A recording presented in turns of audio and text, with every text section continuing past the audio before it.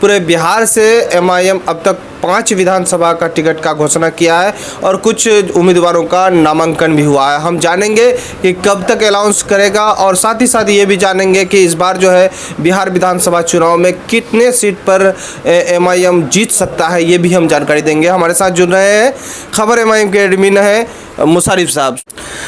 सबसे पहले मैं आपका शुक्रिया अदा करता हूं कि आप फीडबैक या हमसे कुछ जानकारी लेने के लिए आए। लेकिन नवेद भाई, 5 सीटों का जो ऐलान हुआ है वो 5 सीटों में हमने एक सेकुलरिज्म का अलमबरदार की तरह काम किया। हमने 3 मुस्लिम उम्मीदवार खड़े किए, 2 हमने दलित उम्मीदवार खड़े किए। ये सबसे बड़ी हम लोगों की कामयाबी। और जब अब 2 चरण का जो ऐलान वो था ख़त्म हो चुका है, अब तीसरे जो चरण में जो इलेक्शन होना है वो तीसरे फेज़ का इलेक्शन ख़ास तौर से उस पूरे सीमांचल में है और मजलिस इत्तेहादुल मुस्लिमीन का वर्चस्व सीमांचल में। ये बात सारी पार्टियां जानती हैं, यहाँ तक कि राजद से लेकर के एनडीए की पार्टियां भी जानती है कि एमआईएम की जो प्रभाव है, एमआईएम जो सीटें अक्सर निकालेगी वो है सीमांचल से। अब सीमांचल में भी नॉमिनेशन का डेट चालू है, नॉमिनेशन कर रहे हैं सारी पार्टियां। 13 तारीख से भी 20 तारीख तक डेट है। हमारे उम्मीदवारों का नाम बहुत जल्द आज या कल के अंदर आपको लिस्ट सामने में आ जाएगी। यह एक सिचुएशन क्रिएट किया हुआ है। हमारी पार्टी इतनी मजबूत है कि उम्मीदवारों की लंबी फहरिस्त है। ऐसे में पार्टी को फैसला लेने में ज़रा विलम्ब हो रहा है और पार्टी एक अच्छा कदम उठाना चाहती है। पार्टी एक अच्छे रास्ते पर जाना चाहती है, अच्छे लोगों को, अच्छे नुमाइंदे को मैदान में लाना चाहती है। इसलिए पार्टी इस पर मंथन ज़ोरों शोर से कर रही है। इस वजह से ज़रा सा विलम्ब हो रहा है, लेकिन जल्द से जल्द मैं आपको बता दूँ 17-18 के बीच में 19 तक हमारे सीमांचल के नॉमिनेशन जो हमारी उम्मीदवार होंगे वो मुकम्मल कर लिया जाएगा। और ये उम्मीद लगाई जा रही है कि सीमांचल की 24 सीटों में से 15 सीटें मैक्सिमम या 13 सीटें एमआईएम की तरफ आया है। इन सीटों में एमआईएम चुनाव लड़ेगी और काफ़ी मजबूती के साथ चुनाव लड़ेगी। जहाँ मजलिस इत्तेहादुल मुस्लिमीन 13 सीट अगर चुनाव लड़ती है सीमांचल में, तो यकीनन दावा के साथ अगर कहें तो आज के डेट में ये कुछ कम नहीं होगा कि 10 सीटें मजलिस इत्तेहादुल मुस्लिमीन निकाली है। जिस तरीके से अगर हम बता दें कि किशनगंज लोकसभा के 6 विधानसभा की सीट है, जहाँ पिछले दिनों मजलिस इत्तेहादुल मुस्लिमीन के बिहार के सदर लोकसभा चुनाव लड़े थे, 3 लाख कमोबेश वोट हासिल किए थे और उसको इतना डेवलप किया इन लोगों ने वोट के मामले में और इसको मल्टीप्लाई करके 3 से 6 लाख के वो चले गए।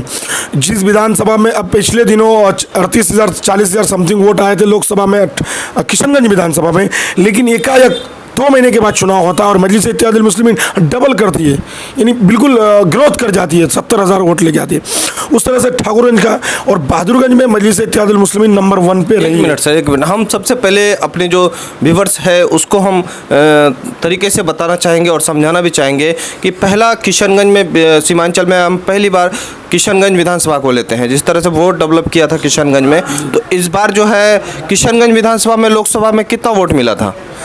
किशनगंज लोकसभा में हमें को 40,000 वोट नहीं, किशनगंज विधानसभा में सर 70,000 वोट मिले थे हमें। लोकसभा में 40,000 वोट मिले। लोकसभा में किशनगंज विधानसभा में जो अख्तुल इमान साहब लोकसभा चुनाव लड़े थे एमआईएम से, उस वक्त 40,000 वोट मिले थे और 1 साल के अंदर वहाँ पर 70,000 यानी 30,000 डेवलप करके विधानसभा उपचुनाव वहाँ पर जीता था। यही सही आंकड़ा है जी। उसके बाद अगर हम बात करें तो वहाँ पर इस बार भी फाइनली है कि एमआईएम वो सीट निकाल पाएगी वहाँ सीधे बीजेपी से। बिल्कुल सीधे एनडीए से हमारा मुकाबला वही नहीं। नवे साहब, मैं आपको बता दूं, आपने वहां का तस्करा किया, मैं सीमांचल की हर सीटों पर दूसरा विधानसभा हम अब जाएंगे, क्योंकि किशनगंज विधानसभा के बाद अब बहादुरगंज विधानसभा अगर हम पहुंचते हैं तो बहादुरगंज विधानसभा लमसम कितने वोट मिले थे लोकसभा में? सर 68,000 समथिंग वोट हमको आए थे वहाँ। और वहाँ पर इस बार जो मजलिस का जीतने के लिए कितना वोट की जरूरत है? जीत का आंकड़ा भी वही है, 60,000 से 65,000 जीत का आंकड़ा रहता है वहाँ विधानसभा में। तो वोट का प्रतिशत तो बड़ा है। ऐसा लग रहा है अगर 70,000 वोट लेके आते हैं यहाँ पर बहादुरगंज विधानसभा में, वहाँ पर भी निश्चित है कि एमआईएम इस बार जीत पाए। 2 विधानसभा में अब तक लगा कि एमआईएम जीत रही है। अब तीसरा हम कोचाधामन की बात करें तो कोचाधामन में लोकसभा में कितना मिला था? कोचाधामन में हम लोगों को 68,000 समथिंग कमोबेश वोट आया था। पिछले विधानसभा में कितना आया था कोचाधामन? 37,000 वोट आया था। यानी पिछले विधानसभा जहाँ पर बिहार प्रदेश अध्यक्ष अख्तुल इमान लड़े थे, जब पार्टी नई आई हुई थी यहाँ पर किशनगंज में, तो उस वक्त 38,000 के करीब यहाँ पर वोट लाए थे। उसके बाद सीधे लोकसभा में छलांग मार करके 68,000 वोट। इस बार जो है यहाँ पर इजहार आसफी भी चुनाव मैदान में है। इस बार क्या लग रहा है? जिस तरीके से हमने गलियों को घुमा, चौक चौराहों पर गया, लोगों से जानकारी ली, तो लोग कह रहे हैं कि इस बार 1 लाख पार। 1 लाख। क्योंकि जिस तरह से डेवलप किया है पार्टी कोचा धामन में, 1 लाख का आंकड़ा इन लोगों का है, लेकिन जीतने का जो मैक्सिमम रेशियो 60,000 70,000 के बीच में कोचा धामन की सीट निकल रही है। जो वोट बैंक है मजलिस इत्तेहादुल मुस्लिमीन का कोचा धामन में, वो जीत के ही वोट बैंक उनका रखा हुआ है, लेकिन लोगों का जो मनोबल है वो काफ़ी ऊँचा है, 1 लाख के समथिंग जा रही है MIM। यहाँ पर जो है, अब ठाकुरगंज की बात करें, चूँकि 4 विधानसभा किशनगंज में आते हैं, तो हमने 3 का जिक्र किया है, किशनगंज, कोचा धामन और बहादुरगंज का। ठाकुरगंज विधानसभा में क्या देखने को मिल सकता है? चूँकि वहाँ एक कहते हैं कि नेपाल और बंगाल का बॉर्डर एरिया है, और वहाँ पर जो है जदयू के भी फिलहाल विधायक हैं वहाँ पर, उस बार महागठबंधन में जीते, इस बार क्या रहेगा वहाँ ज़रा सा देखिए, मैं आपको ज़रा सा एक टैग लाइन दे करके बताना चाहूँगा कि ठाकुरगंज में जो हमारे बिहार में बिरादरीवाद की, कम्युनिटी, ज़ात धर्म की राजनीति होती है, जिस तरह लालू जी ने MOI लाया, किसी ने और तरह का किया, वहाँ जो हमारे हिंदू भाई वोटर्स हैं उनमें पोलराइजेशन हो रहा है। गोपाल अग्रवाल चुनाव लड़ रहे हैं, एक तरफ NDA के उम्मीदवार हैं, तो अब दूसरी तरफ करेंगे तो महागठबंधन के उम्मीदवार हैं, और चौथी तरफ जो है वो MIM के उम्मीदवार हैं।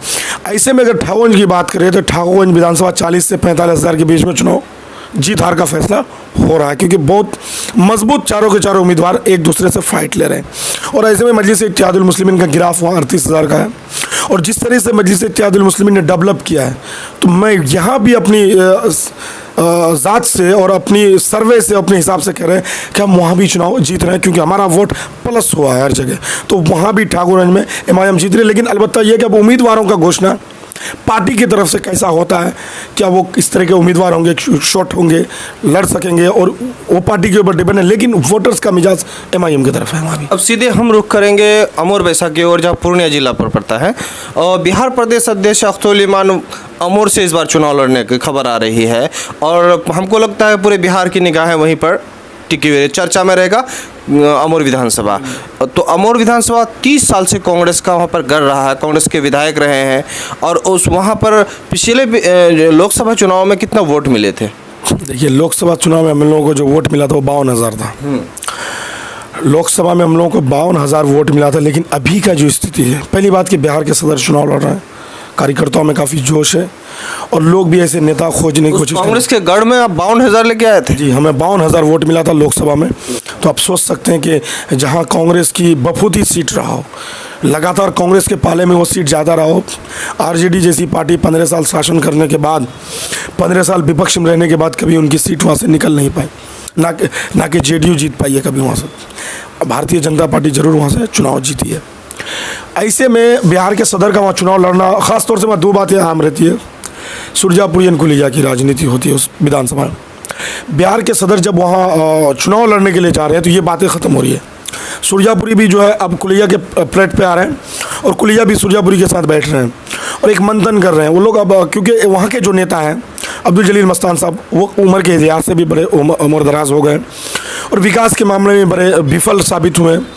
अब पूरे अमोर विधानसभा घूमिएगा तो पुल पुलिया का नज़र आपको नहीं मिलने वाला है, रोड सही नहीं मिलने वाला है, कम्युनिकेशन बिल्कुल ख़राब है, और समस्या ही समस्या है। ऐसे में लोग, और एक ट्रेंड चल रहा है वहाँ, बदलाव के और MIM की ओर, बदलाव के और MIM की ओर ट्रेंड चल रहा है, और लोगों का मिजाज भी बन रही है। मैंने खास तौर से आपको बताऊं, 5-6 पंचायत है, बिशनपुर, रसेली, मतलब उधर के जो पंचायत मैंने घुमा, खड़िया और दीगर पंचायत, बड़ा ईदगाह की तरफ, धुरपेली पंचायत की तरफ, तो उन लोगों का मिजाज ये है कि हमने लोकसभा में अख्तरुल इमान साहब को वोट नहीं किए थे।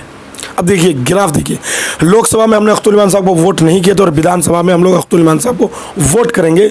लोकसभा में हम लोगों को कुछ और कहा गया था लोगों के द्वारा, सरकार बनाने की बात थी, केंद्र में मोदी सरकार को हटाने की बात थी। यहाँ मोदी सरकार को हटाया नहीं जा रहा है, बल्कि जिस तरीके से महागठबंधन ने दलों को तोड़ा है, RLSP को अलग करके, इन चीज़ों को सब तोड़ करके ये महागठबंधन के लोग NDA की सरकार को लाने की कोशिश करिए। ऐसे में हम लोग MIM की तरफ जाएंगे और एक मजबूत नुमाइंदगी की तरफ जाएंगे, जैसे अख्तरुल इमान साहब। और ये कयास आराइयाँ हो रही है कि 1 लाख समथिंग वोट अख्तरुल इमान साहब को वहाँ से भी मिलने वाला, क्योंकि 41 पंचायत का विधानसभा है वो। चलिए हम फिर आपको हम कल जानकारी लेंगे कि कटिहार अररिया, सुपौल, सहरसा के बारे में, चूँकि आज बहुत सारे विधानसभा के बारे में हमने जानकारी लिया आपसे और साथ ही शेयर किया इन बातों को कि कहाँ कहाँ से मजलिस के उम्मीदवार जीत सकते हैं। और ये जो अभी कई विधानसभा, किशनगंज में चारों विधानसभा अभी एमआईएम के कब्जे में है, अगर 4 में से 3 भी आने का उम्मीद है इस बार, जी बिल्कुल ना। और पूर्णिया के अमूर विधानसभा अभी एमआईएम के झोली में आ रहा है। तो हम एक चीज़ और बताएंगे कि इस बार जो नया गठबंधन एक फ्रंट बना है, तीसरा मोर्चा, ये कितना जो है प्रभाव पड़ेगा आम लोगों के बीच, खास करके दलित और मुस्लिम के बीच, क्या जोर पाएंगे ये लोग? बिल्कुल जोड़ पाएंगे। हम लोगों का शुरू से ही नारा जय मीम और जय भीम का। आपने पिछले दिनों में सदन में खड़े होकर के बैरिस्टर लाल जसुद्दीन अवैसी साहब वाहिद ऐसे शख्स है जिसने खड़े होकर शपथ ग्रहण में कहा था जय मीम और जय भीम। सब लोग इस चीज़ को जानते हैं। हम मीम के साथ भीम को भी जुड़े हुए और हमारे साथ कंधा से कंधा मिला करके चल रहे हैं। ये असर तो पहले से ही है, लेकिन आरएलएसपी, उपेंद्र कुशवाहा, ये जितनी पार्टियां हमारे साथ आए हैं, इनका असर यकीनन बिहार के लोगों पर पड़ेगा और हमारे फ्रेंड को बहुत अच्छी सीटें मिलने वाली है बिहार के चुनाव में। और जो हम लोग को एक टैग लाइन दिया गया था, मुसलमान इनके साथ कोई है नहीं, इनके साथ कोई गठबंधन करने को तैयार नहीं, ये कम्युनिटी की बात करता है, कौन इनके साथ जाएगा। हमने साबित किया है कि बीएसपी जैसी पार्टी हमारे साथ आ गई, आरएलएसपी जैसी पार्टी हमारे साथ आ गई। तो एक पैगाम हमने दिया है, भाई बिहार के लोगों, हम हैं जो सबको लेकर के चल रहे हैं। मुझे बताइए, महागठबंधन में कितने मुस्लिम नुमाइंदों को रखा गया स्टेज पर, कितनी मुस्लिम पार्टियों को अंदर लिया गया। मुस्लिम पार्टियाँ और भी बिहार में अंदर चुनाव लड़ी, नहीं लिया गया, एनडीए के अंदर नहीं लिया गया। तो सीधे तौर पर कहीं ना कहीं मुसलमानों को ये लोग हाशिए में लाने की कोशिश कर रहे हैं, बैकग्राउंड में ढकेल रहे हैं। और मजलिस इत्तेहादुल मुस्लिमीन कह रहे हैं कि फ्रंट में रहेंगे लेकिन साथ में रहेंगे सब, और हमें वो मौका दिया दीजिए। और मकसद ये इस फ्रंट का कि हम बताएंगे महागठबंधन के तुम्हारे बिना भी हम तारीख रकम कर सकते हैं। चलिए, आखिर में हम ये सवाल करेंगे कि लोगों को इंतज़ार है सिर्फ टिकट का, और ख़ासतर जो है सभी दावेदार परेशान हैं, सब परेशान है कि हमको टिकट मिले, हमको दो तो हमको दो तो हमको दो।